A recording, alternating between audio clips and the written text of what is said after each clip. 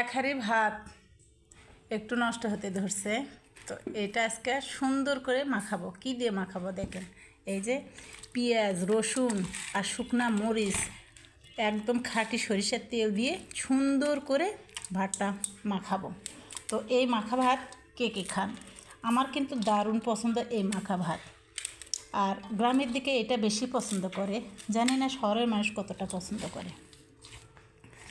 তো খুব মজার একটা ভাত মাখা হবে। আজকে শুক্রবারের দিন, অনেকেই পোলাও রান্না করবে, গরুর গোশত রান্না করবে, তারপরে ছিল ভালো ভালো খাবার রান্না করবে।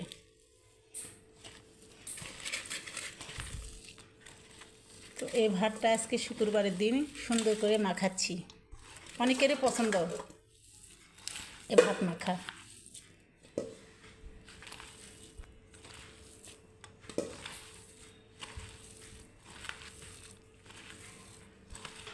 তো ভিডিওটা হয়তো আজকে 3 মিনিট প্লাস হবে, একটু সমস্যা নেই। সুন্দর করে, বেশি নষ্ট হয়নি ভাতটা। খুব মজার একটা ভাত মাখা গ্রাম বাংলার মানুষের জন্য। শহরের মানুষ পছন্দ করে না, তাই ওদের জন্য বলতেছি না। এই যে খুব সুন্দর করে মাখাচ্ছি। তো তেল কম হয়েছে, তা আর একটু তেল দিচ্ছি। এই ভাতটা যত মাখাবেন তত মজা লাগবে। তো রসুন বেশি করে দেওয়া লাগতো, কিন্তু রসুন আমার নাই। রসুনের টুকরা টুকরা দাঁতের নিচে পড়লে সে মজা লাগে।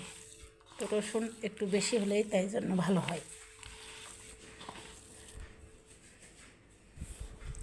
তো এই যে শব্দ হলো, ভেঙেই গেল নাকি জানি না।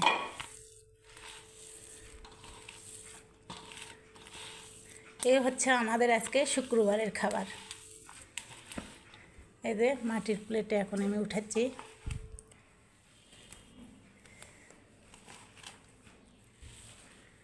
তিনজন মিলে এই ভাতটা আমরা ইনশাল্লাহ খাবো।